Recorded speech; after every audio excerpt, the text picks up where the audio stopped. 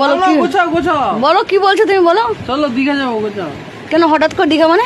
হঠাৎ করেই তো যাই দীঘা। হ্যাঁ হঠাৎ করেই যাই। তোমার শালি এসেছে দেখো। ওকেও নিয়ে যাবো। চল দীঘা যাবো। দীঘা নিয়েছে দেন হঠাৎ করে আমাকে বলছে গুছাও। আমি কিছু বুঝতে পারছি না দেখ গোছাও গোছাও। কি হয় দীঘা যাবো। গোছাও। খারাপ হয়ে যায় যখন তখন যেখানে মানুষ তো বলতে হয়। বলা কি আছে? চল দীঘা যাবো। না আমি যাবো না, তুমি যাও। চলো। ও চলো দীঘা দেখো। পড়াবি না কিছু। বলে ছেলে পড়াশোনা হাম পড়াবে দীঘা ম্যাডাম কেউ দীঘা নিয়ে যাবো। মনে যেটা বলছে দীঘায় যে পড়াবি দেখ ব্যাপারটা কিন্তু ভালো আছে, খারাপ নেই। দেখ মিস করিস না। আমার একটা স্টুডেন্ট, আমি একজনকে পড়ালেই হয়ে যাবে।